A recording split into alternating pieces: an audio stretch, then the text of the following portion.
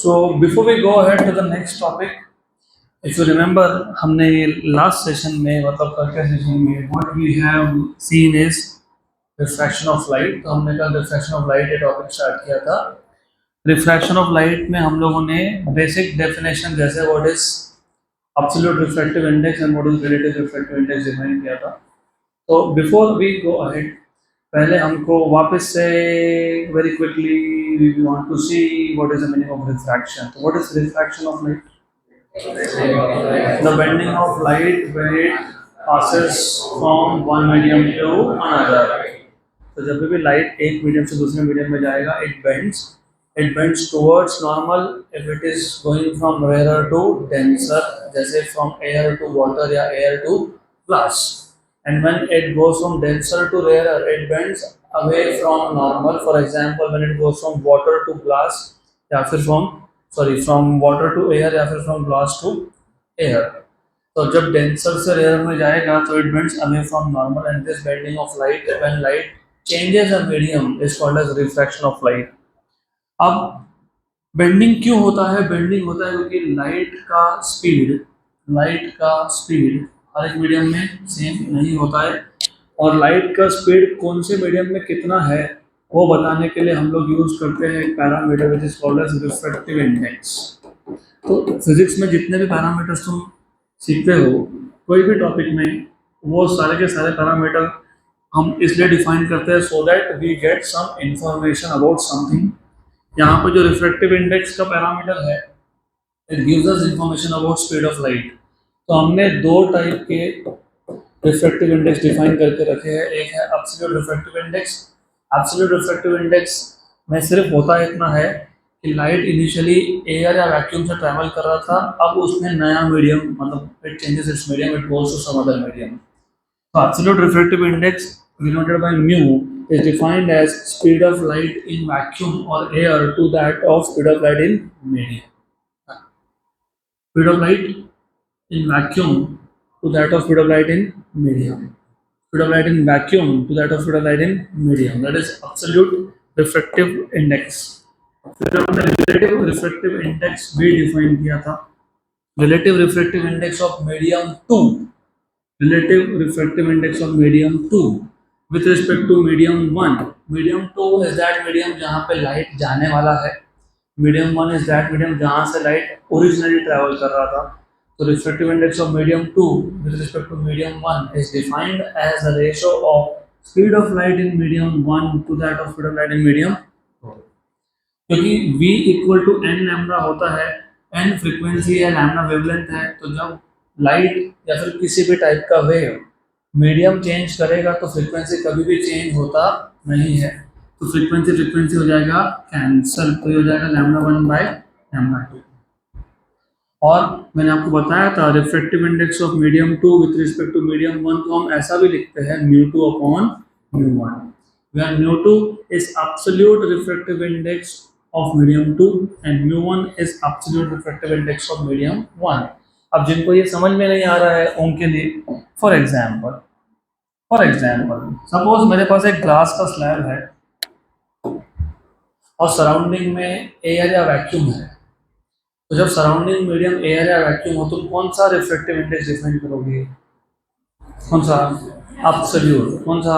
Absolute. तो मेरे पास ये एक मीडियम था जिसके सराउंडिंग में एयर या वैक्यूम था, तो मैंने इसके लिए कौन सा रिफ्रैक्टिव इंडेक्स डिफाइन किया? एब्सोल्यूट।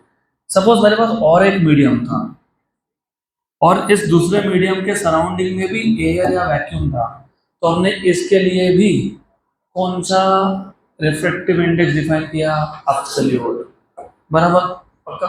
सर तो एक काम करते हैं, इसके एब्सोल्यूट रिफ्रैक्टिव इंडेक्स को μ1 बोल देते हैं, इसके एब्सोल्यूट रिफ्रैक्टिव इंडेक्स को μ2 बोल देते हैं।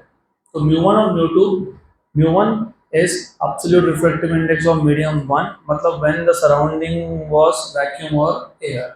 μ2 is absolute refractive index of medium 2, मतलब the surrounding is vacuum or air। अब एक काम करते हैं ना, इन दोनों को एक दूसरे के सराउंडिंग में रख देते हैं। अब सराउंडिंग एयर है क्या? नहीं। वैक्यूम है क्या? नहीं। मीडियम 2 के लिए सराउंडिंग कौन है? मीडियम 1। तो इस केस में एब्सोल्यूट रिफ्रैक्टिव इंडेक्स बोल सकते हैं क्या? नहीं। क्या बोलेंगे? रिलेटिव रिफ्रैक्टिव इंडेक्स किसका?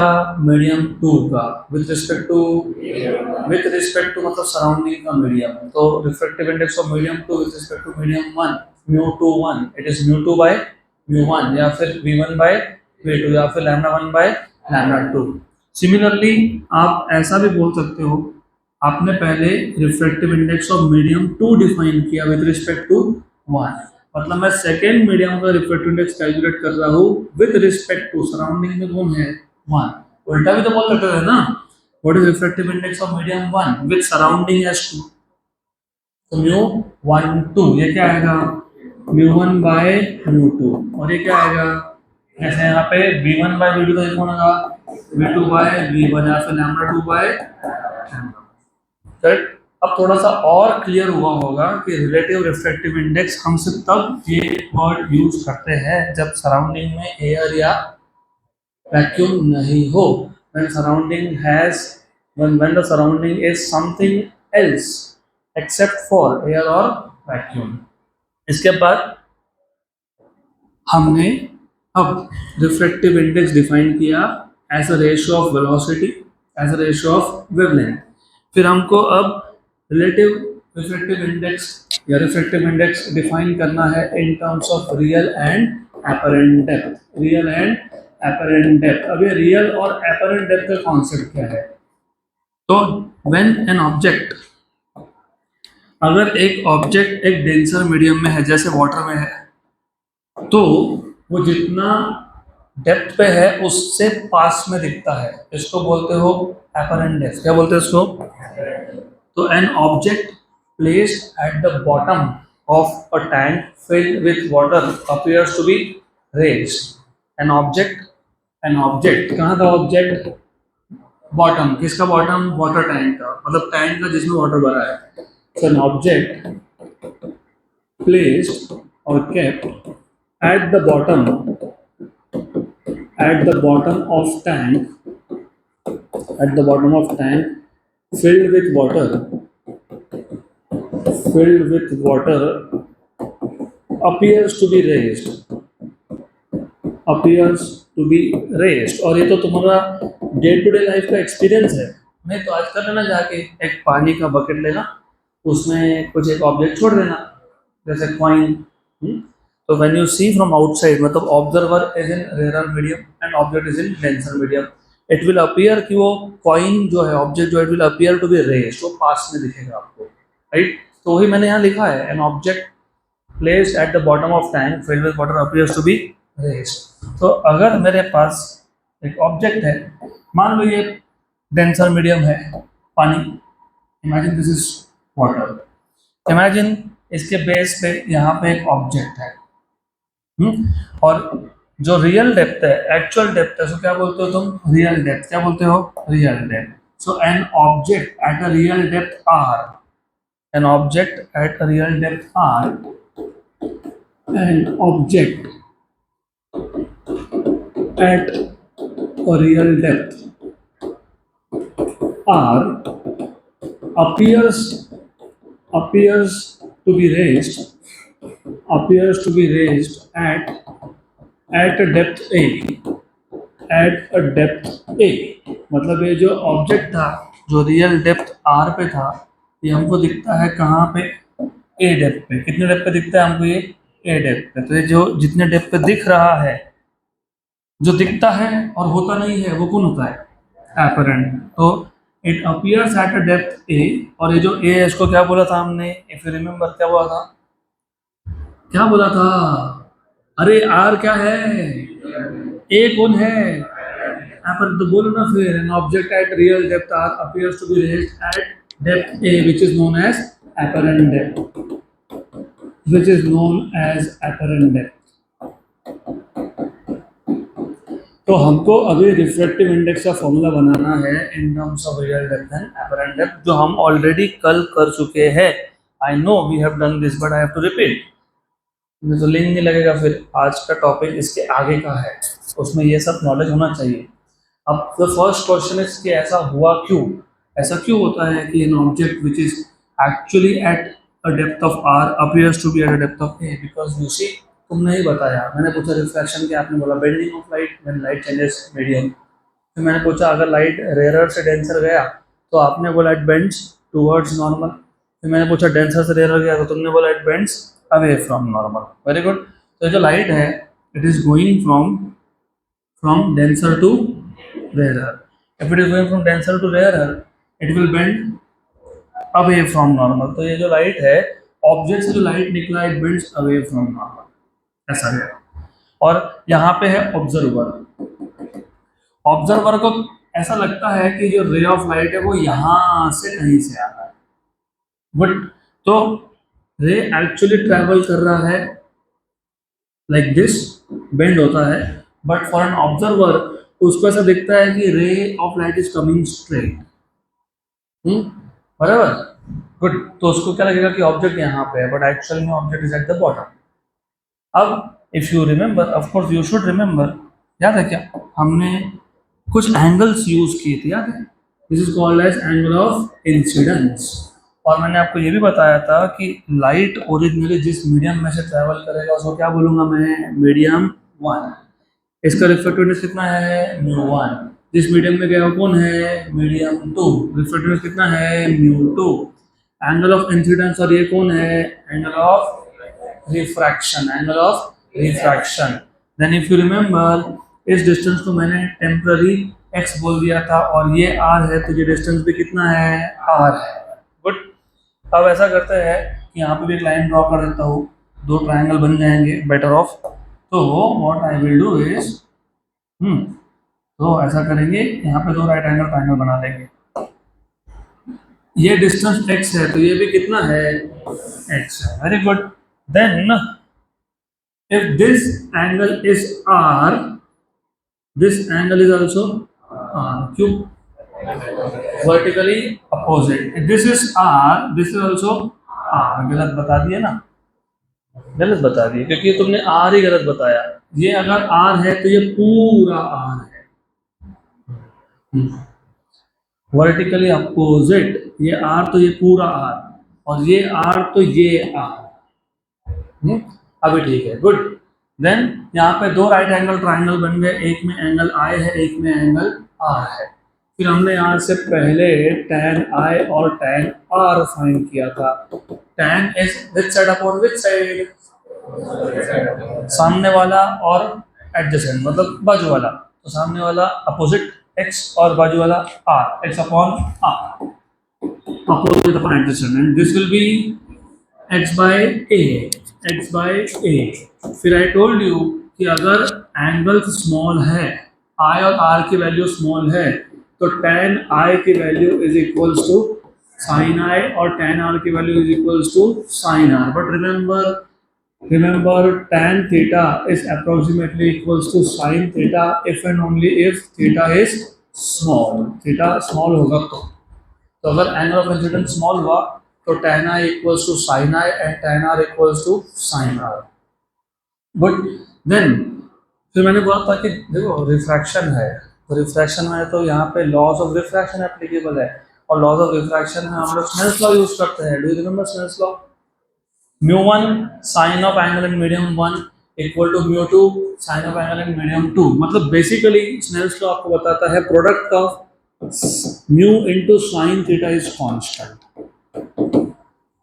एक्चुअली स्नेल्स लॉ इतना ही है, product of refractive index into sine of angle is constant. इसका मतलब होता है μ1 theta 1, μ1 sin theta 1 equals to μ2 sin theta 2 equals to μ3 sin theta 3 equals to μ4 sin theta 4। But theta 1 is the angle made by the ray in first medium. तो first medium में angle कितना बना था, I। Second में कितना बना था, R। तो ये आ गया आपका, क्या आ गया, μ1 sin I equals to μ2 sin R। पक्का पक्का, श्योर, गुड। देन इसके बाद μ1 ये पहला मीडियम है, μ2 ये सेकंड मीडियम है, और मैंने आपको बताया था कि let's say second medium is air, तो μ2 की वैल्यू कितनी है, 1। और म्यू1 को बोल दिया म्यू, तो सब्स्टिट्यूट कर दो, तो mu sine I equals to 1 into sine R. What is sine I? What is sine I? X by R. तो म्यू साइन आई मतलब X by R equals to 1 sine R. Sine R कितना है? X by A. X X हो गया cancer, तो mu equals to क्या हो गया? R by A. तो mu equals to R by A, तो मतलब mu equals to real depth upon apparent depth, real depth upon apparent depth, therefore refractive index. और बाय द वे किसका refractive index? Denser medium का, क्योंकि surrounding में तो तुमने एयर अज्यूम किया ना, तो यहाँ पे कंफ्यूजन रखना ही नहीं। किसका रिफ्रैक्टिव इंडेक्स? एक ही मीडियम है तुम्हारे पास, दूसरा तो तुमने एयर मान लिया, तो किसका रिफ्रैक्टिव इंडेक्स है? डेंसर मीडियम का। So refractive index of denser medium is real depth upon apparent depth, real depth upon apparent depth। यहाँ तक क्लियर? पक्का पक्का? तो यहाँ तक हमने कल कंप्लीट किया था, अब जाएंगे इसके आगे। गुड। तो अब याद रखो, क्या याद रखो? नोट्स क्लोज कर दो, पहले तो नोट्स बिल्कुल बंद चाहिए। When I tell you to open, only then open, otherwise no। तो हमने डिफाइन किया, क्या डिफाइन किया हमने? Refractive index in terms of real depth and apparent depth। कैसे डिफाइन किया? हमारे पास एक ऑब्जेक्ट था जो एक टैंक के बेस पे था, उस टैंक में पानी था and the object appears to be raised, तो उसका रियल डेप्थ था वो था r, और जो apparent डेप्थ है वो है a। तो now we know that when the observer, देखने वाला, is in rare medium and the object is in denser medium, the refractive index of the denser medium is real depth upon apparent depth, r upon a, r upon a। Good. अब दो situation बन सकती है। Of course एक observer है, एक object है, तो you have an observer, you have an object. मैं दोनों सिचुएशन बता देता हूँ और प्रैक्टिकल सिचुएशन की बात करेंगे। We will take practical situations only. तो for example, just for an example, practical situation जैसे वाटर टैंक के अंदर कुछ ऑब्जेक्ट गिर गया फॉर एग्जांपल, और आप उस ऑब्जेक्ट को देख रहे हो, something falls inside water tank and you are looking from outside, something falls into water tank. तो ऑब्जेक्ट कहाँ पे है? ऑब्जेक्ट कहाँ पे है? डेंसर मीडियम में, सही है। और ऑब्जर्वर कहाँ पे है? रेयर मीडियम में। उल्टा भी होता है ना, if you are a swimmer, तुम स्विमिंग कर रहे हो और तुम पानी के अंदर से बाहर देख रहे हो, maybe you see a bird which is flying by, तो उस केस में ऑब्जेक्ट कहाँ है? रेयर मीडियम में, और ऑब्जर्वर कहाँ है? तो उल्टा भी हो सकता है, object can also be in rare medium and observer can be in denser medium. तो जो पहला केस था वो तो हमने डिटेल में देखा, दूसरा केस हमको डिराइव नहीं करना है। तो पहले केस में ऑब्जेक्ट होता तो दूर है, कितना दूर होता है? रियल डेप्थ पे होता है, लेकिन दिखता पास में है। कितना पास दिखता है वो? एपरेंट डेप्थ पे।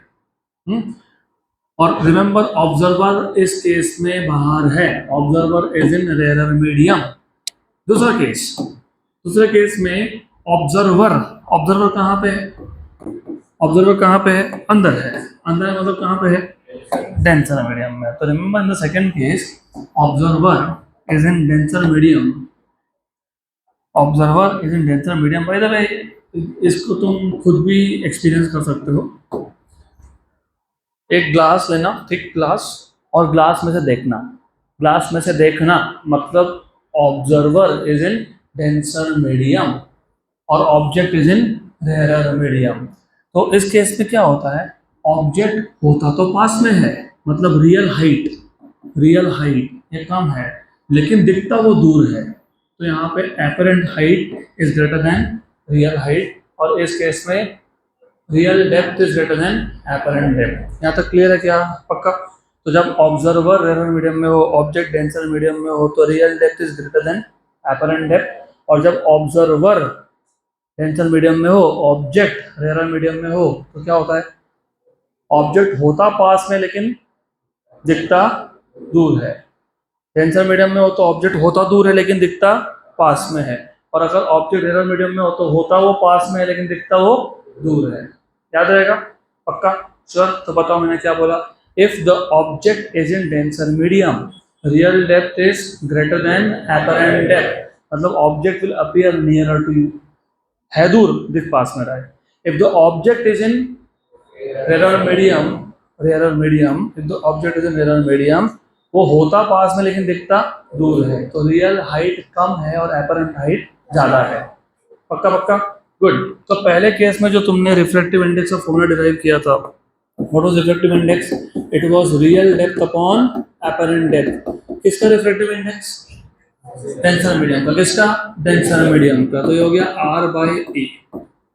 और यहाँ पर रिफ्रैक्टिव इंडेक्स किसका? डेंसर मीडियम का, क्योंकि इस केस में भी रियल मीडियम कौन है? एयर है. यहाँ पे उल्टा होता है, it is apparent height upon real height. तो यहाँ पे real depth upon apparent depth, apparent height upon real height. If the object is in denser medium, what is refractive index? Real depth upon apparent depth. If the object is in rarer medium, apparent height upon real height. से उल्टा होगा. बराबर, पक्का. अब इसका मतलब दोनों ही case में शिफ्ट हुआ कि नहीं? कितना शिफ्ट हुआ? शिफ्ट को बोल देंगे S. क्या बोल देंगे? S. यहाँ पे भी शिफ्ट है और यहाँ पे भी शिफ्ट है. अब पहले केस में जब शिफ्ट निकालना है तो look at the geometry. R equals to S plus A. तो R equals to S plus A, मतलब real depth equals to shift plus apparent depth. Real depth equals to shift plus apparent depth. तो shift कितना हो गया? Real depth minus apparent depth. Second case में apparent height equals to shift plus real height. What is shift? Apparent height minus real height. Formula derive करके देना, ये intention नहीं है. फॉर्मूला याद कैसे रखते हैं, ये इंटेंशन है. मैंने 3 बार पूछा आपसे, और मैं जो चीज़ 2-3 बार पूछूं मतलब वो इम्पोर्टेंट है. मैंने पूछा जब ऑब्जेक्ट डेंसर मीडियम में होता है तो रियल डेप्थ ज़्यादा कि एपरेंट डेप्थ ज़्यादा? तो शिफ्ट इज बड़ा नंबर माइनस छोटा number. Real depth minus apparent depth. जब मैंने बोला ऑब्जेक्ट रेयर मीडियम में है तो एपरेंट हाइट ज़्यादा कि रियल हाइट ज़्यादा? एपरेंट हाइट ज़्यादा और रियल हाइट कम. तो बड़ा नंबर इज एपरेंट हाइट, छोटा नंबर इज रियल हाइट. तो look at the formula, it is A minus R. तो एग्जाम के टाइम पे तुमको डिजाइन नहीं करना पड़ेगा, you just have to remember. अब एक छोटा सा प्रॉब्लम ये है. अब प्रॉब्लम समझोगे तो आगे क्या कर रहे हैं वो समझेगा. जब तक तुमको पता ही नहीं है कि दिक्कत कहाँ आ रही है, तब तक फॉर्मूला डिराइव क्यों क्या समझेगा ही नहीं. सोचते रहते हैं अच्छा फॉर्मूला तो बन गया, क्यों बनाया? एपरेंट डेप्थ हो या एपरेंट हाइट हो, व्हाट डज दैट मीन? वो दिखता है, होता नहीं है. सही है. मैंने एक ऑब्जेक्ट को पानी के अंदर गिरा दिया, मुझे रियल डेप्थ मेजर करना है तो आई कैन मेजर. कैसे? मैं वो मीटर स्केल अंदर डालते जाऊंगा, फिर एक बार जाके वो मीटर स्केल बॉटम को टच करेगा और मैं ऊपर मेजर कर लूंगा कि कितना रियल डेप्थ है. कर लूंगा ना मेजर. लेकिन एपरेंट डेप्थ कैसे मेजर करोगे? कर ही नहीं सकते. क्यों? क्योंकि वो एग्जिस्ट ही नहीं करता, वो सिर्फ हमको दिखता है. तो एपरेंट हाइट या एपरेंट डेप्थ मेजर करना पॉसिबल है क्या? अगर नहीं है तो शिफ्ट कैसे मेजर करोगे? तो शिफ्ट मेजर कर सकते हो क्या? नहीं. इसलिए काम करना, इसमें से ना R कॉमन निकाल लेना. निकाल ले कॉमन, क्या बचा? 1. यहाँ पे R था क्या न्यूमरेटर में? नहीं. तुमने निकाला कॉमन तो डिवाइड करना पड़ेगा. तो ये हो गया S equals to R 1 minus 1 upon R by A. What is R by A? What is R by A? Refractive index. तो S equals to R 1 minus 1 by mu. Refractive index तो मैं major कर सकता हूँ ना. कैसे? इसलिए तो रिवाइज करवाया आज. रिफ्रैक्टिव इंडेक्स तुम मेजर कर सकते हो. तो हमने वो पैरामीटर इक्वेशन से हटा दिया जो हम मेजर ही नहीं कर सकते. Real depth can be measured, yes. Refractive index can be measured, of course yes. What is shift? R into 1 minus 1 by mu. या फिर आप लिख सकते हो क्रॉस मल्टीप्लाई करके म्यू माइनस 1 बाई म्यू. बराबर. सेम प्रोसेस वहां भी करनी है. क्या नहीं मेजर हो सकता है? हाँ, R कॉमन निकाल दिया तो A बाई R माइनस 1. तो S equals to R. Second case में A बाई R कौन था? म्यू. तो क्या बन गया? Mu minus 1. तो यहाँ पे भी शिफ्ट के फॉर्मूला से हमने एपरेंट हाइट को निकाल दिया, क्योंकि एपरेंट हाइट डायरेक्टली मेजर नहीं होता है, because it just appears, but वो इल्यूजन है, पता ना, इल्यूजन दिखता है, होता नहीं है, तो that is something which can not be measure because does not really exist. तो यहाँ तक क्लियर है क्या? तो what is refractive index if the object is in rarer medium? Object is in rarer medium.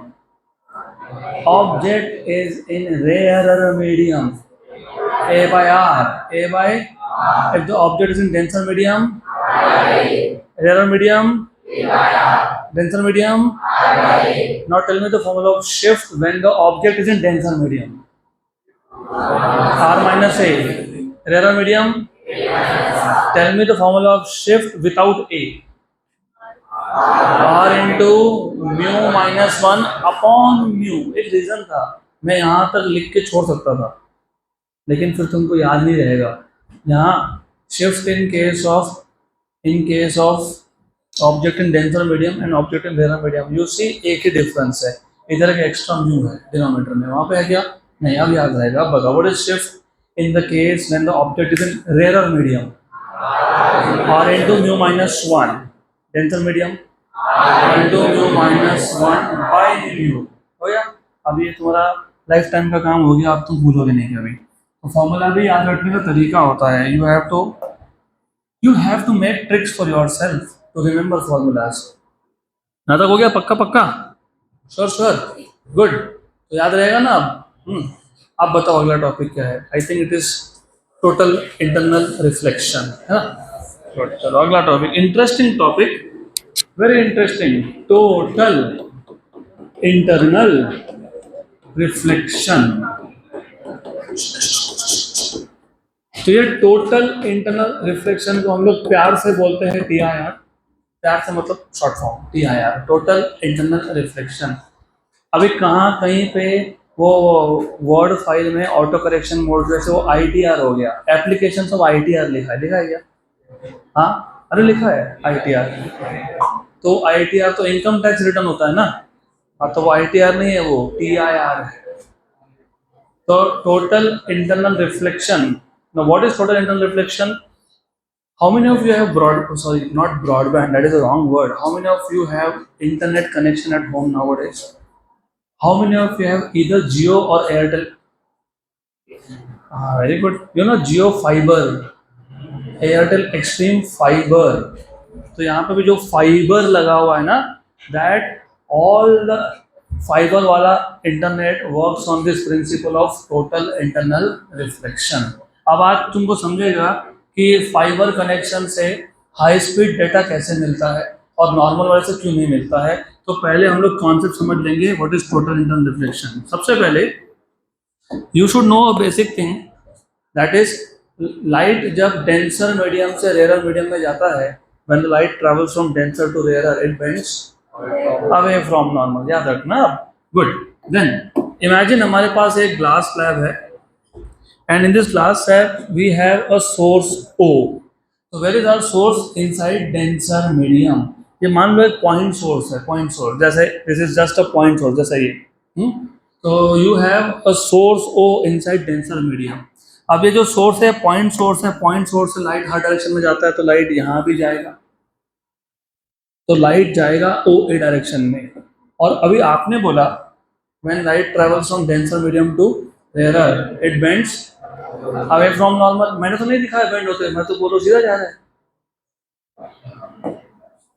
समझ में आया क्वेश्चन? तुम मुझे बोल रहे हो when light travels from denser to rare it bends away from normal, लेकिन ये O था पॉइंट सोर्स जो डेंसर मीडियम में है, यहाँ से रेज ऑफ लाइट निकल रहे हैं, उसमें से एक रे है OA, ये तो सीधा ही जा रहा है। सीधा क्यों जा रहा है? व्हेन अ रे of light travels in the direction of normal, it does not bend, it does not prove करके बताओ। फिजिक्स में, साइंस में तुम बोलते क्या, उसका कोई वेटेज नहीं है, प्रूव करना पड़ता है। तो चलो let us prove. Let's say this is medium number 1, so it's a refractive index mu1, medium number 2 with refractive index mu2. So if I apply Snell's law, तो mu1 sin I equals to mu two sine R. इसका मतलब ये हो गया mu one by mu two sine I equals to sine R. Angle of incidence या angle of reflection तुम measure किससे करते हो, फिर एंगल ऑफ रिफ्रैक्शन किससे मेजर करते हो, नॉर्मल से। अगर रे खुद ही नॉर्मल के डायरेक्शन में जा रहा है तो what is angle, zero. What is angle, तो यहाँ पे एंगल ऑफ इंसिडेंस कितना है, what is sine zero, zero. तो पूरा लेफ्ट हैंड साइड क्या हो गया, जीरो। तो साइन आर कितना, जीरो। तो आर कितना, जीरो। मतलब अगर एंगल ऑफ इंसिडेंस जीरो है तो एंगल ऑफ रिफ्रैक्शन भी जीरो है, तो लाइट सीधा सीधा जाएगा। तो हेंस प्रूव कि if the light is incident normally on an interface, and remember interface was a surface which separates two medium। तो अगर लाइट खुद नॉर्मल के डायरेक्शन में जा रहा है ना तो उसका बेंडिंग होता ही नहीं है, और ये हमको लेंस के लिए भी लगने वाला है, इसलिए अभी से पता होना चाहिए। इफ रे इज इंसिडेंट नॉर्मली, मतलब in the direction of normal, angle of incidence is zero and hence angle of refraction is also zero, मतलब लाइट डज नॉट बेंड। तो याद रखना आप, तो ये लाइट तो बेंड नहीं हुआ, तो एक रे ओ ए तो बेंड नहीं हुआ, लेकिन बाकी रे का क्या हो रहा है। तो एक काम करते हैं, एक रे ड्रॉ करते हैं ओ बी, एक ड्रॉ करते हैं O C, then will take O D and then O E, sufficient enough. तो these are the rays which are travelling from denser medium to rare medium. ये ray को O B बोलता हूँ, ये ओ C है, ये ओ डी है, this is O E. And let us draw normal also. But then अभी वो सब थ्योरी में लिखूंगा नहीं, थ्योरी मैंने अच्छे से नोट्स में लिख के दिया है। तो मैंने क्या क्या लिख के दिया बताता हूँ, पॉइंट बाय पॉइंट बताता हूँ। Consider a point source O of light in denser medium. Ray O A passes without refraction, मतलब इट जस्ट गो स्ट्रेट, उसका बेंडिंग नहीं होता, it passes without bending. But ray O B and O C they undergo refraction, they get refracted with angle of refraction greater than angle of incidence। ये सब लिखा है notes में। अब ऐसा क्यों हुआ, light is travelling from denser to, it bends away from normal, it bends away from normal. जितना एंगल ऑफ इंसिडेंस बढ़ता जाएगा उतना ही एंगल ऑफ रिफ्रैक्शन भी बढ़ेगा। और क्योंकि इन दोनों केसेस में light is going from denser to rarer, अगर मैं सिंगल रे भी लेता ना, if light is going from denser to rarer, ये एंगल ऑफ इंसिडेंस है, एंगल ऑफ रिफ्रैक्शन है। When light goes from denser to rarer, when light goes from denser to rarer, it bends away from normal. इसका मतलब क्या होता है, angle of refraction is greater than angle of incidence.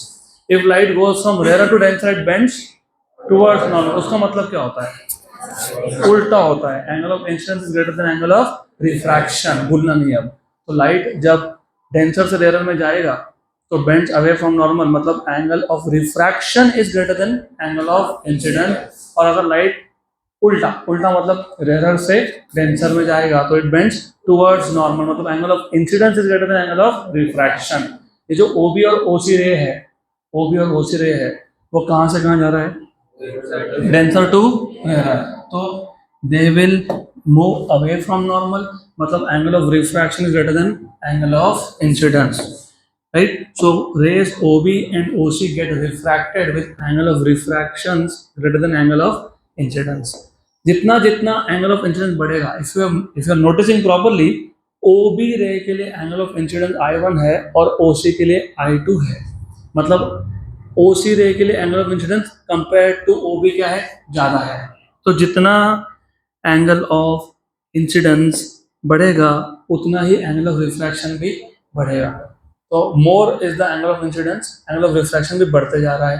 Finally एक stage ऐसा आएगा, तो at a certain angle of incidence, और याद रखना एक एक वर्ड में ऐड करूंगा, at a certain angle of incidence inside denser medium, क्योंकि एंगल ऑफ इंसिडेंस कौन से मीडियम में, डेंसर के rare, denser. At a certain angle of incidence inside denser medium, the angle of refraction in rare medium. Incidence angle denser medium में है और refraction angle rare medium में है। Eight a certain angle of incidence inside denser medium, the angle of refraction in rare medium becomes 90 degree. कितना होता है, and this angle is called as critical angle. क्या बोलते हैं, तो क्रिटिकल एंगल हम डिफाइन करेंगे इसके अगले टॉपिक में। तो फिलहाल तो याद रखना, जिस एंगल ऑफ इंसिडेंस के लिए, और एंगल ऑफ इंसिडेंस कौन से मीडियम में था, टेंसर, उसके लिए एंगल ऑफ रिफ्रैक्शन क्या हो गया, 90 डिग्री, लेकिन वो कहाँ है, रेयरर। तो जिस एंगल ऑफ इंसिडेंस के लिए एंगल ऑफ रिफ्रैक्शन 90 डिग्री हो उसको बोलते हो क्रिटिकल एंगल। क्या बोलते हैं, क्या बोलते हैं। और क्रिटिकल एंगल में एंगल ऑफ रिफ्रैक्शन 90 डिग्री होना मतलब जो रे है वो सरफेस को टच करके जा रहा है। कैसे जा रहा है, कैसे आ रहा है, टच करके, सिर्फ उसको टच करके आ रहा है। और टच करके जाने को बोलते हैं ग्रेस करना। क्या करना, तो for critical angle of incidence refractive beam is grazing the surface. Refracted beam क्या कर रहा है, grazing the surface, it is just touching the surface. अब अगर मैं एंगल ऑफ इंसिडेंस और बढ़ा देता हूँ, so if angle of incidence is greater than critical angle, if angle of incidence is greater than critical angle, what do you think will happen?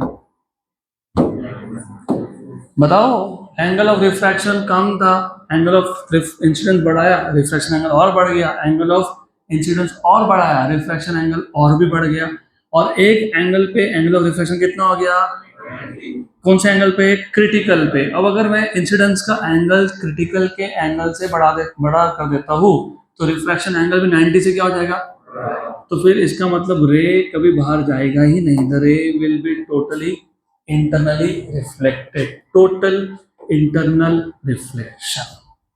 Clear, good. मैं वापस एक बार समझा देता हूँ, ध्यान दो अच्छे से, बहुत सिंपल कॉन्सेप्ट है, just pay attention here. Normally क्या होता है, नॉर्मली ऐसा होता है, हमारे पास अगर एक डेंसर मीडियम है और अगर हमने डेंसर मीडियम में एक सोर्स ऑफ लाइट रख दिया, तो let us take a source of light at some point O. इसमें से कोई भी रे ऑफ लाइट अगर हो, इट इज पार्शियली रिफ्लेक्टेड, मतलब इसका एक पार्ट रिफ्लेक्ट होगा और एक पार्ट रिफ्रैक्ट होगा। तो normally whenever light is incident on an interface, part of the light is reflected and part of it is refracted, ये याद रखना। Now let us take a situation, ये पॉइंट सोर्स था, उसमें से रे यहाँ भी गया, ये रे जो है वो सीधा ही जाएगा क्योंकि एंगल ऑफ इंसिडेंस 0 है, तो एंगल ऑफ रिफ्लेक्शन भी 0 है। मैं दूसरा ले लेता हूँ, ओ बी, ओ सी, ओ डी, ओ ई, जितने चाहो उतने रे ड्रॉप कर दो, कोई फर्क नहीं पड़ता।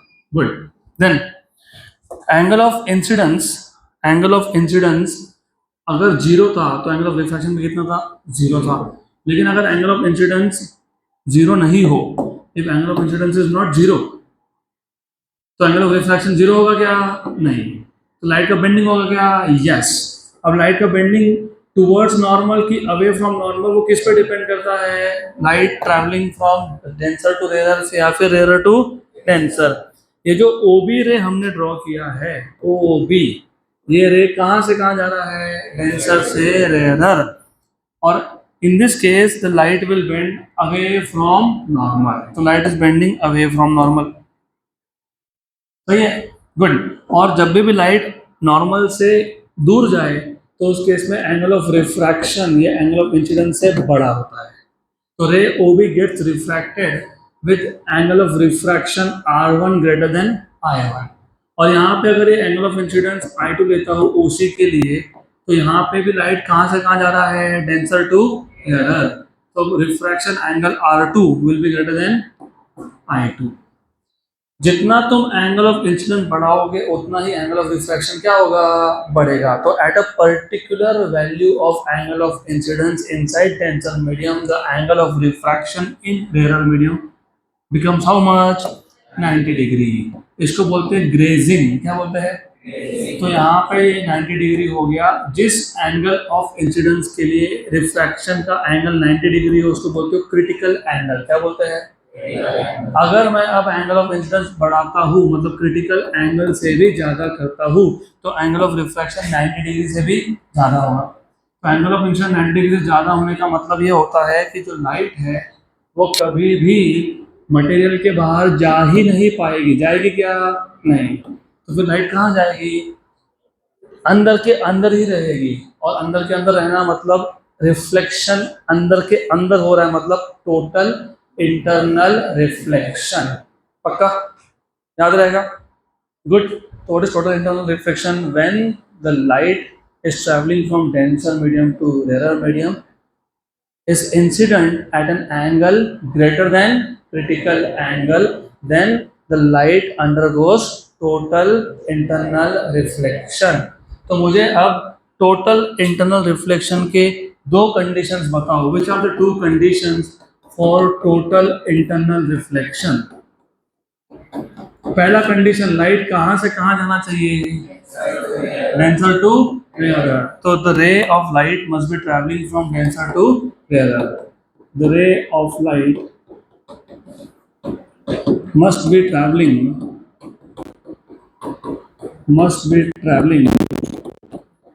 from which medium to which medium? denser to rarer. ये कंडीशन नंबर 1 है, क्योंकि इसी केस में light will bend away from normal. Condition number 2, the angle of incidence inside denser medium should be greater than critical angle. The angle of incidence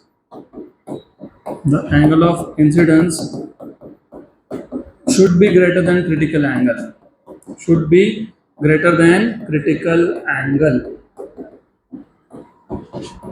तो अगर exam में आ गया write down the conditions for total internal reflection, तो क्या बोलोगे? The light must be traveling from which medium to which medium?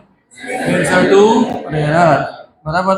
And condition number 2, it should be incident at an angle greater than critical angle, क्योंकि only when the angle of incidence is greater than critical angle, the angle of refraction is greater than 90 degree.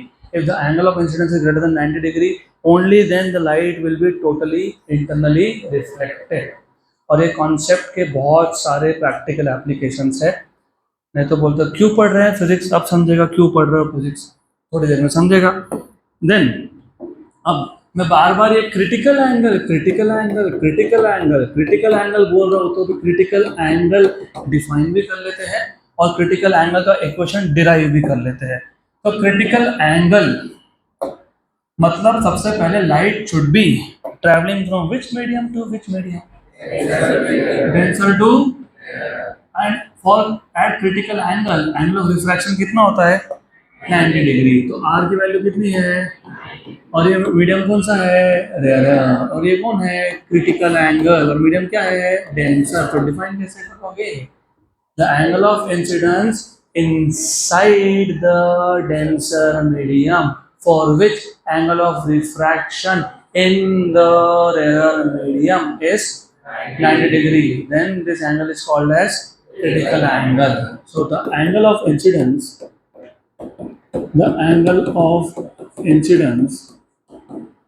inside the denser medium,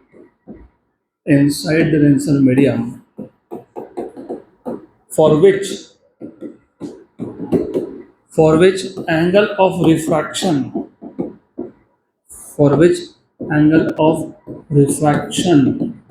in which medium? in rarer medium is how much? is 90 degree, is known as critical angle. क्या बोलोगे इसको? critical angle is known as critical angle. Clear यहाँ तक? पक्का? So what is critical angle? The angle of incidence inside denser medium, for which angle of refraction in rarer medium is 90 degree, then this angle of incidence is called as critical angle. और एक एक mark के लिए definition आता है exam में. Okay, definition एक एक मार्क के लिए नहीं भी आया तो जेई नीट और सीईटी में ये नहीं पता तो गए. अब इक्वेशन डिराइव करने के लिए बोला तो कैसे करोगे? सिंपल है. मैंने तुमको क्या बोला था जब ऑप्टिक्स स्टार्ट किया? मैंने पहले दिन ही बताया था, as a rule light originally जहाँ से ट्रैवल कर रहा है उसको मैं क्या बोलूँगा? मीडियम 1. तो इसका रिफ्लेक्टेड कितना हो गया? और जहाँ जा रहा है मीडियम 2, रिफ्लेक्टेड μ2. और अगर तुम रिफ्रैक्शन पढ़ रहे हो तो रिफ्रैक्शन में स्नेल्स लॉ कंपलसरी अप्लाई करना ही पड़ता है. जहाँ भी रिफ्रैक्शन वर्ड भी सुन लिया तुमने तो कौन सा लॉ? Snell's law. अभी बताया था मैंने μ1 sin IC, क्योंकि यहाँ पे क्रिटिकल एंगल है तो क्या नाम दिया इसको? IC. कहीं थीटा सी भी लिखते हैं, कहीं IC भी लिखते हैं. Equal to μ2 sine of R. एक काम करते हैं, बाहर जो भी रेयर मीडियम है ना उसको एयर मान लेते हैं. तो μ2 की वैल्यू कितनी हो गई? μ2 की वैल्यू 1 हो गई. और म्यू वन की वैल्यू को म्यू बोल दिया। क्या बोल दिया? म्यू। तो क्या हो गया ये? Mu sine I C equals to 1 into 1। 1 into 1 क्यों? What is mu two? 1। What is R value? What is sine 90? 1। तो mu sine I C is 1 into 1, that is 1। तो what is sine I C? 1/μ। तो what is I C? Sine inverse of 1/μ। ये हो गया critical angle का formula. Derive याद रहेगा? पक्का। अब मैं वापस बोल रहा हूँ, क्रिटिकल एंगल के लिए directly I C equals to sine inverse of 1/μ नहीं लिखना है। क्यों नहीं लिखना है? तुमने यहाँ पे क्लियरली बोला लेट। हमने अज्यूम किया। क्या अज्यूम किया? कि सेकेंड मीडियम कौन था? एयर। हमेशा ऐसा नहीं होगा। होगा, हो सकता है। बोलेंगे तुम्हारे पास ग्लास स्लैब है और उसके बाहर वाटर है। ग्लास का रिफ्रैक्टिव इंडेक्स 1.5 होता है, वो डेंसर होता है, और वाटर का 1.33 होता है, वो रेयर होता है। तो बाहर म्यू2 जिसको हमने 1 लिया वो हमेशा 1 होगा क्या? नहीं। और वो नहीं होगा तो तुम अभी देखोगे थोड़ी देर में। तो रिमेंबर, डायरेक्टली ये फॉर्मूला अप्लाई करना नहीं। सिर्फ सेकेंड मीडियम एयर हो तो करना, नहीं तो नहीं करना। याद रहेगा? पक्का। तो मैं एक बार वापस रिपीट कर देता हूँ। हमको क्रिटिकल एंगल डिफाइन करना था, जो हमने कर दिया। The angle of incidence inside denser medium for which angle of refraction in rarer medium is 90 degree is called as critical angle। critical angle का फॉर्मूला डिराइव करना है तो सबसे पहले पता होना चाहिए कि एंगल ऑफ रिफ्रैक्शन 90 है, और ये एंगल को IC बोल दिया। इसमें इसमें लगा दो μ1 sin IC equals to μ2 sin R। μ2 की वैल्यू 1 मान ली, मतलब बाहर मैंने एयर या वैक्यूम अज्यूम कर लिया। R की वैल्यू 90 है तो sin 90 भी कितना हो गया? 1। तो μ1 को म्यू बोल दिया। Mu sin IC equals to 1। तो sine I C equals to 1/μ। तो I C equals to sine inverse of 1/μ। बराबर। अब चलो ठीक है, वी आर ह्यूमंस, हमसे गलती हो सकती है। ह्यूमन एरर, पर्सनल एरर होता है ना? चलो हो भी गई गलती, सपोज गड़बड़ कर दी, मैंने वो याद नहीं रखा कि अरे वो सेकंड मीडियम हमने एयर लिखा था इसके लिए। तो एट द मोस्ट क्या हो सकता है? अगर सेकंड मीडियम एयर नहीं है तो एब्सोल्यूट की जगह पे क्या लिखोगे? रिलेटिव। रिलेटिव में या तो तुम ऐसा लिखोगे, या तो तुम उसका उल्टा लिखोगे। सही है कि नहीं? है ना? हो गया, ह्यूमन एरर हो गया, नहीं ध्यान दिया। तो एब्सोल्यूट रिफ्रैक्टिव इंडेक्स पे क्या लिख दिया? रिलेटिव। रिलेटिव में या तो μ1/μ2 या तो फिर μ2 बाय। कोई बात नहीं, इधर भी गलती हो गई तो चिंता करना नहीं। What is the range of sine function? -1 to +1। चलो एक सिचुएशन बताता हूँ मैं आपको। एक वाटर है, ग्लास है, वाटर और ग्लास। अभी याद रखना, वाटर का रिफ्रैक्टिव इंडेक्स 4/3 होता है और ग्लास का 3/2 होता है। 4/3 1.33 होता है और वो 1.5 होता है। चलो मान लेते हैं हम लोग, ऐसा मान लेते हैं कि जो दूसरा मीडियम था वो वाटर था और जो पहला मीडियम था वो ग्लास था। सिर्फ मान लो, इमेजिन कर लो। तो दो सिचुएशन है। I C equals to sine inverse of μ1/μ2। इसका मतलब क्या? Sine of I C equals to μ1/μ2। या फिर दूसरा सिचुएशन क्या है? Sine of I C equals to μ2/μ1। चलो पहला सिचुएशन, व्हाट इज μ1? और μ1 3/2 और ये कितना? और यहाँ पे उल्टा, उल्टा की नहीं, 4/3 और 3/2। बराबर। क्या है ये? 3 into 3 9, 4 into 2 8, 9/8। और ये कितना आया? 8/9। करेक्ट। 9/8 is greater then 1। और साइन की वैल्यू 1 से बड़ी नहीं होती, तुमने बताया, मैंने नहीं बोला। तुमसे पूछा रेंज कितना, तुमने बोला -1 to +1, है ना? तो 8/9 ही आएगा, क्योंकि 9/8 तो हो ही नहीं सकता, वो 1 के ऊपर है। इसलिए ट्रिग्नोमेट्री का नॉलेज होना तो फिजिक्स में बचना, अगर नहीं तो गए काम से। क्योंकि गलती हुई भी हमसे पैरामीटर को लिखने में, μ2/μ1 लिखना था, मैंने लिख दिया μ1/μ2।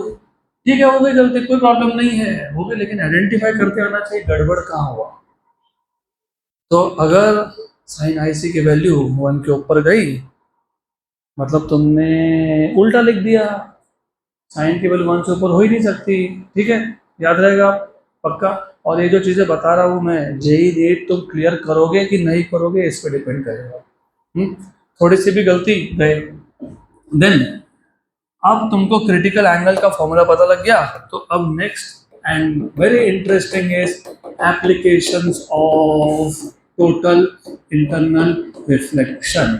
वो गलती से नोट्स में टीआईआर की जगह पे आईटीआर प्रिंट हो गया, applications of income tax return, वो नहीं है, it is applications of total internal reflection, TIR. इसमें पहला एप्लीकेशन है ऑप्टिकल फाइबर। ये वही ऑप्टिकल फाइबर है जिससे आप हाई स्पीड इंटरनेट का मजा लेते हो, और सिर्फ गेमिंग करते हो। वैसे तो ideally you must have thought कि इतना हाई स्पीड डेटा आया कहाँ से, how it is possible, you have 100 Gbps का लाइन नाउ डेज, 100 गीगाबाइट्स पर second. You understand the meaning of 100 gigabytes पर सेकेंड? बताता हूँ what is the meaning of 100 gigabyte पर सेकेंड। ऐसा अलग अलग वीडियो क्वालिटी होता है ना, पता होगा आपको, अलग अलग 320p, 440p, 720p, 1080p, 4K. The better video quality you are expecting, the more data you will need. Or of course, the more data that you will need has to come from somewhere. तुमने store नहीं करके रखा data यहाँ पे, कहीं से तो आएगा, कहीं से आएगा, मतलब तुम डाउनलोड करोगे। डाउनलोड, अपने सिस्टम पर लोड करना इज डाउनलोड। फिर हम पर डाउनलोड स्पीड भी मैटर करता है, बराबर। गुड, उठा दो हमको, उठा दो, जागो जागो। क्लास में बिल्कुल सोना नहीं, मुझे याद देना पड़ता है कि तुम 16 ईयर हो, तुम 61 नहीं हो। गुड, देन अपलोड मतलब डेटा सर्वर पे डालना, सर्वर से लेना डाउनलोड होता है, अपलोड मतलब डेटा डालना होता है। अब इतना हाई स्पीड डेटा आया कहाँ से, तो वो आया ऑप्टिकल फाइबर से। और वो ऑप्टिकल फाइबर से कौन से मैकेनिज्म के थ्रू आया, क्या प्रिंसिपल है, तो प्रिंसिपल है टोटल इंटरनल रिफ्लेक्शन। अब ये पहले तो ऑप्टिकल फाइबर होता क्या है, अगर आपके घर में ये ऑप्टिकल फाइबर कनेक्शन है, यू में हैव जियो, एयरटेल, यू में हैव सम प्राइवेट, वो जब इंस्टॉलेशन के लिए आते हैं ना, तो आपने वहाँ पे खड़े रह के देखना चाहिए। When you look at the things you understand. पहले तो वो केबल निकालते हैं, उस केबल के अंदर बहुत बारीक बारीक से बहुत सारे केबल होते हैं। तो optical fibre consist of large number of extremely thin fibre. देखो पहला स्टेटमेंट लिखा होगा, ऑप्टिकल फाइबर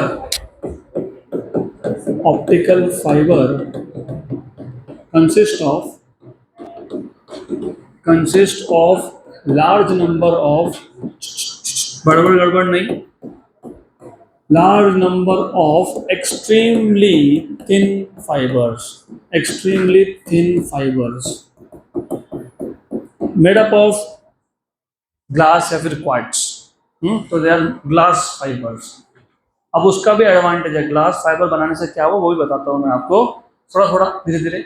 अब हर एक फाइबर में देखोगे ना, बहुत सारे थिन फाइबर थे, अब एक की बात करते हैं, बहुत सारे में से एक। each fiber consists of a central part which is called as core। क्या बोलते हैं उसको? core। each fiber consists of a central part known as core। अभी जो कोर होता है इसका रिफ्रैक्टिव इंडेक्स होता है, तो refractive index of core is roughly 1.7। I'm not saying always 1.7, roughly 1.7। तो रिफ्रैक्टिव इंडेक्स जितना ज़्यादा उतना मटेरियल डेंसर, ऑप्टिकली डेंसर। अब ऑप्टिकली डेंसर का मतलब क्या होता है, दो टाइप की डेंसिटी होती है, मास अपॉन वॉल्यूम। तो जब मैं बोलता हूँ डेंसर, मतलब तुम ऐसा इमेजिन कर सकते हो कि मास अपॉन वॉल्यूम ज़्यादा है, जैसे पानी का मास अपॉन वॉल्यूम कम है और किसी सॉलिड का मास अपॉन वॉल्यूम ज़्यादा है, डेंसिटी कम डेंसिटी ज़्यादा। हम उस डेंसिटी की बात ही नहीं कर रहे, हम यहाँ बात कर रहे हैं ऑप्टिकली डेंसर, मतलब कौन सा मीडियम डेंसर, कौन सा मीडियम रेयर। तो रिमेंबर, किसी भी मीडियम के लिए रिफ्रैक्टिव इंडेक्स की वैल्यू 1 से ऊपर ही होती है, क्योंकि 1 होती है वैक्यूम और एयर के लिए। Any other medium, and I just give an example, for water it was 4/3, 1.33, for glass it was 1.5, 3/2। तो किसी भी मीडियम के लिए रिफ्रैक्टिव इंडेक्स की वैल्यू 1 से ज़्यादा ही होती है, जितनी ज़्यादा वैल्यू उतना वो डेंसर है। तो कोर का रिफ्रैक्टिव इंडेक्स कितना है? 1.7। ये values book to book vary करता है, क्योंकि मटेरियल हर बार 1.7 का नहीं लगाते, डिपेंडिंग ऑन द यूसेज होता है। तो हर एक fibre, each fibre consist of a central part which is called as core. तो मान लो ये कोर है, दिस इज कोर। तो ये कोर है, तो कोर का रिफ्रैक्टिव इंडेक्स कितना है? 1.7। और ये जो कोर है ना, इस कोर को हम लोग कोटिंग करते हैं with another material which is called as cladding. क्या बोलते हैं? The core is coated with a material called as cladding. क्या बोलते हैं इसको? क्लैडिंग। और ये जो क्लैडिंग है, क्लैडिंग का रिफ्रैक्टिव इंडेक्स होता है 1.5। कितना होता है? 1.5। तो ये क्लैडिंग है। तो पहले तो optical fibre consist of large number of thin fibres, each fibre consist of a central part called as core with refractive index of 1.7। This core is coated with a material of refractive index roughly 1.5 and is known as cladding। क्या बोलते हैं इसको? is known as cladding। क्या बोलते हैं इसको? cladding।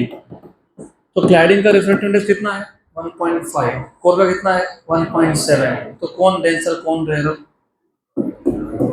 Core is denser and cladding is rarer। very good right।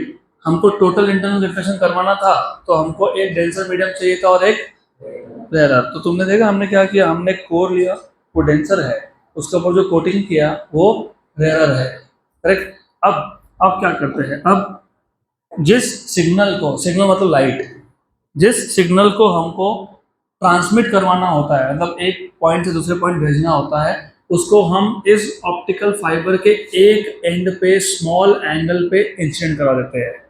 ये small angle theta, let us say theta, right. So the signal और the light is made to incident, ये सब लिखा है नोट्स में मैंने। The light is made to incident at a small angle at one end of the fiber, one end. So light is made to fall or made to incident at small angle, let us say theta, at small angle theta at one end of the fiber। अब light इस case में कहां से कहां जा रहा है? Rare to denser, it will bend towards normal, it will bend. तो ऐसा नहीं, ये सीधा है, ऐसा, यस, गुड। अब यहाँ पे इस एंगल का वहां उस एंगल के साथ क्या रिलेशन बताता हूं मैं। तो जैसे ही light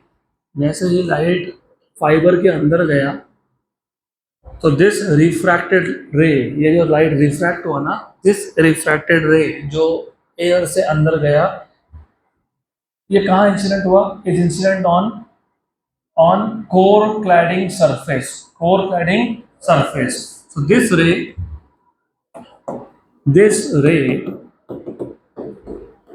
is incident on which surface? core cladding wall भी बोल सकते हो, core cladding surface भी बोल सकते हो, बराबर। and if the angle of incidence at core cladding interface is greater than critical angle, अगर यहाँ पे angle of incidence greater than critical angle हो, what was the condition for total internal reflection? What were? क्योंकि दो थे, the ray should be traveling from denser to, the ray is traveling from core to cladding, core क्या है? denser है, cladding क्या है? तो is the light traveling from denser to rarer? Yes।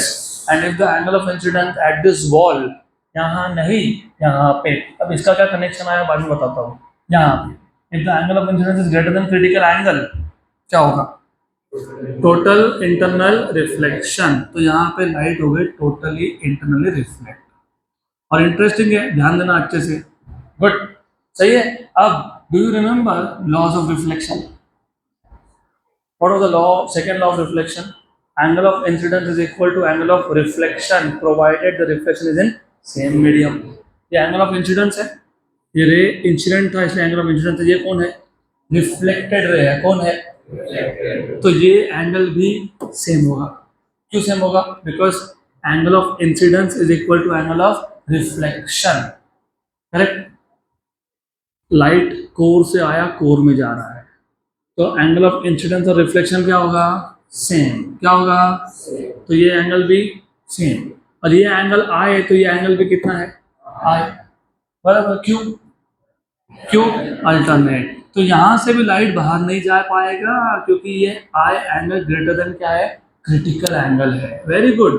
तो लाइट वापस से टोटली इंटरनली रिफ्लेक्ट हो गया। अब ये एंगल ऑफ इंसिडेंस आई था तो ये भी कितना है? आई है। ये आई है तो ये भी कितना है? आई है। Very good. तो वापस से लाइट एक बार टोटली इंटरनली रिफ्लेक्ट हो गया। गुड। अब ये एंगल ऑफ इंसिडेंस आई है, ये एंगल ऑफ रिफ्लेक्शन ये भी कितना है? आई। फिर ये भी क्या है? आई। तो चलता जाएगा। So light will undergo multiple total internal reflections. अब आप बोलोगे ये एंगल का क्या रिलेशन है? ये एंगल को चेंज करोगे तो ये एंगल चेंज होगा। बोलोगे ऐसा कैसा चेंज होगा? ऐसा कैसा चेंज होगा? Geometry. Geometry. Do you see एक ट्राइंगल बन गया, right angle triangle. Do you know Snell's law? Mu one sine theta one equals to mu two sine theta two. इसको थीटा वन बोलता है, तो ये थीटा टू है। कौन है? Theta two. अगर मैं थीटा वन चेंज कर रहा हूँ तो थीटा टू भी चेंज होगा। मैं नहीं बोल रहा हूँ, स्नेल्स लॉ बोल रहा है। स्नेल्स लॉ क्या बोल रहा है? Mu one sine theta one equals to mu two sine theta two. मतलब स्नेल्स लॉ आपको बता रहा है कि थीटा टू को थीटा वन कंट्रोल करता है। तो मैंने अगर ये थीटा चेंज किया तो ये एंगल चेंज हुआ। अगर ये एंगल चेंज हुआ तो वो भी चेंज होगा। क्यों? क्योंकि sum of all the angles of triangle is 180। तो इनडायरेक्टली तुमको अगर लाइट को क्रिटिकल एंगल से ज्यादा एंगल पे इंसिडेंट करवाना है तो ये थीटा ही वो एंगल डिसाइड करता है, right. And this is how the light gets totally internally reflected. तो optical fibre consist of large number of extremely thin fibers. Each fiber consists of a central part which is called as core. The refractive index of core is approximately 1.7, and the core is coated with another material of refractive index 1.5 which is called as cladding. Light is made to incident at one end of the fiber at a small angle theta. This refracted ray is incident on the wall which separates core and cladding, and if the angle of incidence at this wall is greater than critical angle, the light gets totally internally reflected। ऐसा चलते जाएगा। बराबर। कब तक? जब तक हमको उस सिग्नल को बाहर नहीं निकालना तब तक। तो वो हमारे ऊपर है कितना दूर सिग्नल भेजना है। यहाँ तक क्लियर? पक्का? गुड। अब तो हम डेटा ट्रांसफर जो करते हैं अभी, we do this in the form of optical fibre. अभी ऑप्टिकल फाइबर के कुछ एडवांटेजेस है, बताता हूँ क्या एडवांटेजेस है। तो 6 से 7 एडवांटेजेस है एंड वेरी इंपॉर्टेंट एडवांटेजेस। तो एडवांटेजेस ऑफ ऑप्टिकल फाइबर। तो कुछ इन्वेंशन ऐसे होते हैं जो पूरा वर्ल्ड का सिनेरियो चेंज कर देते हैं, दुनिया बदल देते हैं। This is one of that. किसने सोचा था?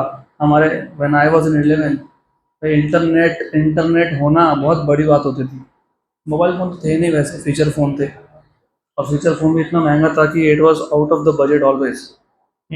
तो internet, as I told you, तब हम लोग जाते थे साइबर कैफेज पे, फॉर्म भरना है, कुछ करना है, साइबर कैफे। पहले साइबर कैफे ढूंढो। अभी तो वो है ही नहीं। पहले होते थे, और जाओ तो चार्जेस भी बहुत हेवी थे, और जाओ तो इंटरनेट भी बहुत स्लो था। इतना स्लो था कि if you put gmail.com, you go, अच्छे से नाश्ता पानी करके आए, शायद आधे घंटे बाद ओपन हो जाएगा पेज। Dam slow. क्यों स्लो? तब तक ऑप्टिकल फाइबर पता ही नहीं था।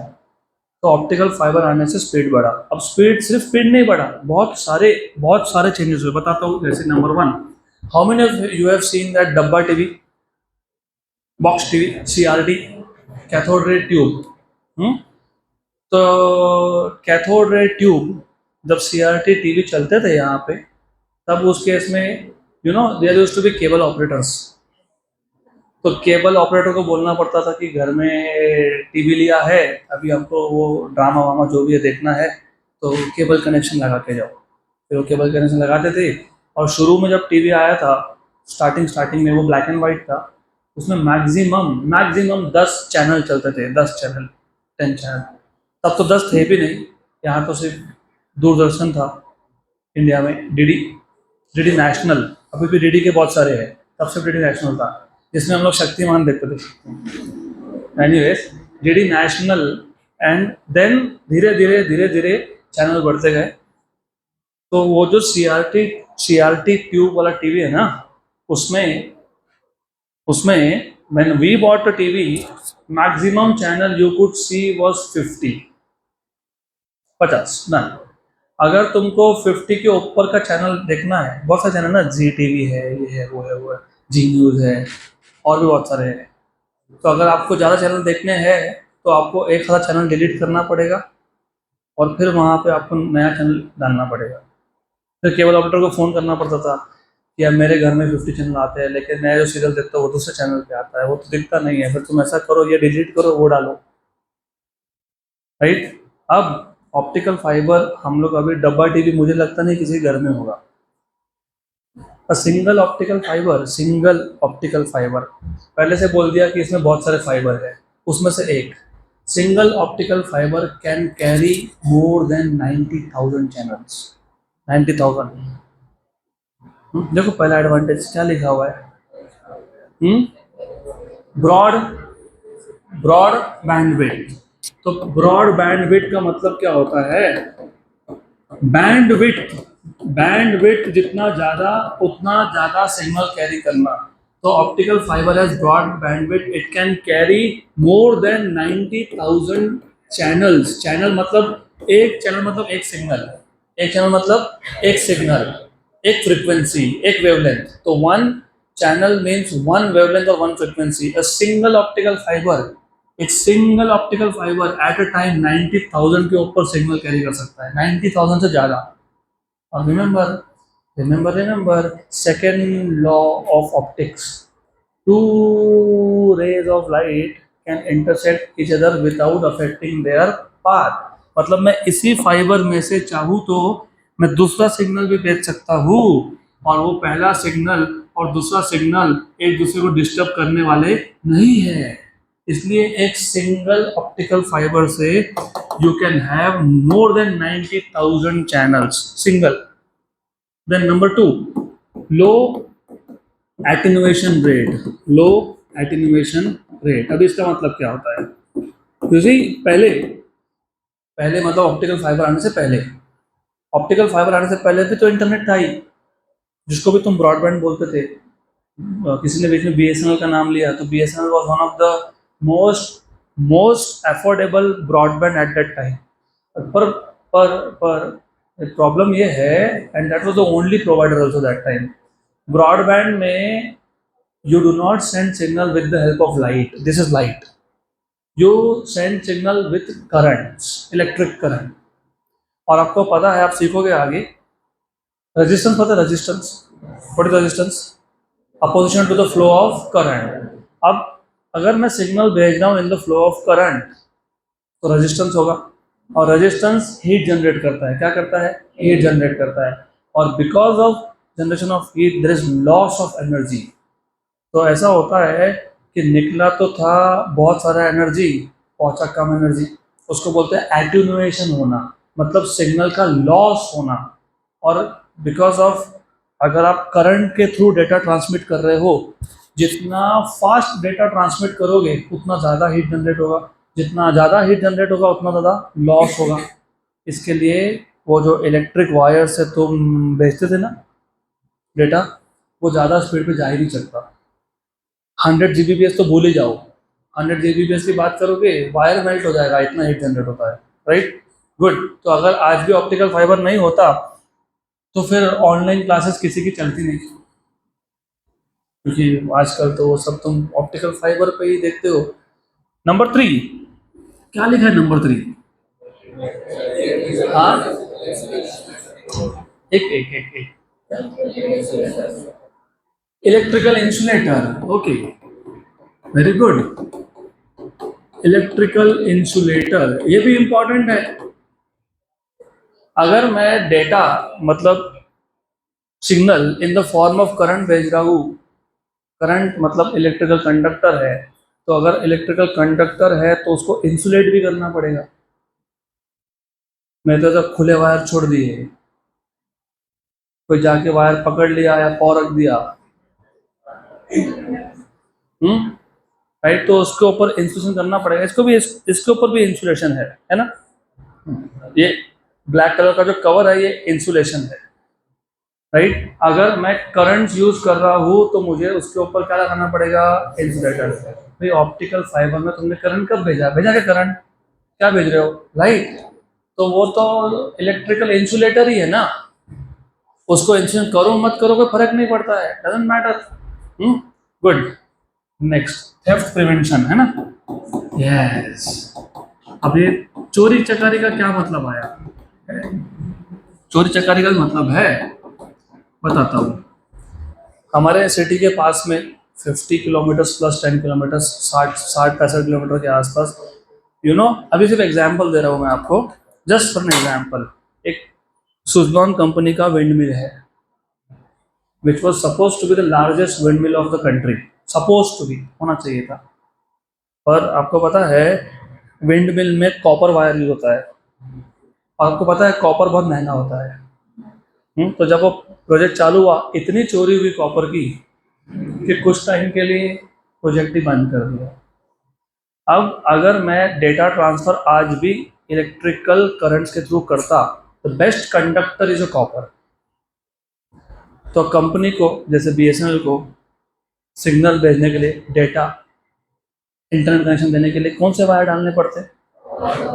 लोग छोड़ते नहीं, लेके जाते और बेच देते। अब ये जो ऑप्टिकल फाइबर है, मैंने बोला था कौन सा मेटल है? ग्लास।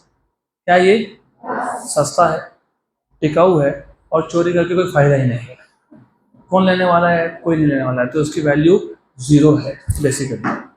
तो चोरी कम हो गई, इंपॉर्टेंट। और बहुत इंपॉर्टेंट ये है, पहले जब इंटरनेट कनेक्शन देते थे ना, तो इंस्टॉलेशन चार्जेस बहुत तगड़े थे। 6-7 हज़ार तो आपको ऐसे भरना पड़ेगा इंस्टॉलेशन के लिए। आजकल आते हैं फ्री में लगा के चले जाते हैं, क्योंकि that time they have to put something which had copper in it, तो महंगा जाएगा। अभी नहीं है, और अभी भी चोरी भी नहीं होती है। 5, number 5, security of information. Security of information is connected to heat generation. अब ऐसा है, अगर आप इंटरनेट थ्रू इलेक्ट्रिक करंट भेज रहे हो और हाई स्पीड से भेज रहे हो और ज़्यादा हीट जनरेट हो गया, तो केबल डैमेज हो जाएगा।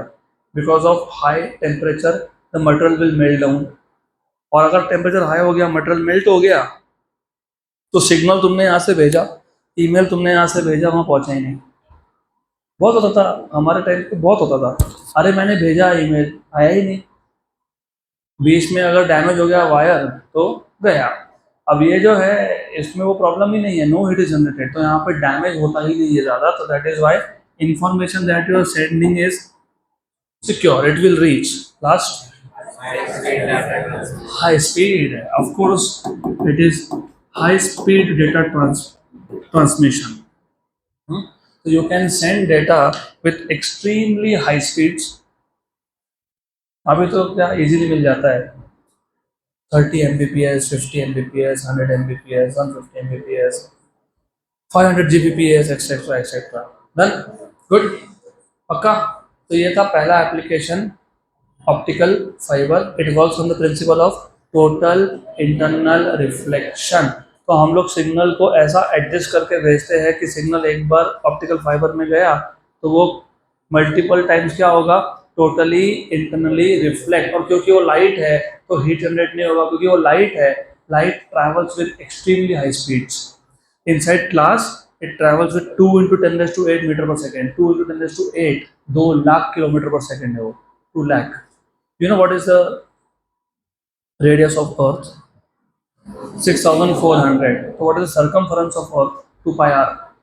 2 pi 6.28. 2 into pi 6.28 है ना. R, what is R? 6,400. चलो 6,400 को 6,000 मान लो और 6.2 को 6 मान लो. what is circumference of Earth? 36,000. कितना? 36,000. स्पीड कितना है? 2 लाख किलोमीटर पर सेकेंड. 2 लाख किलोमीटर पर सेकेंड मतलब इतना हाई स्पीड है कि एक सेकेंड में अर्थ के 5 चक्कर लगा के आ जाएगा वो. एक सेकेंड में. सच अ हाई स्पीड. गुड. पक्का. So that's it for today. बाकी नेक्स्ट सेशन में देखते हैं.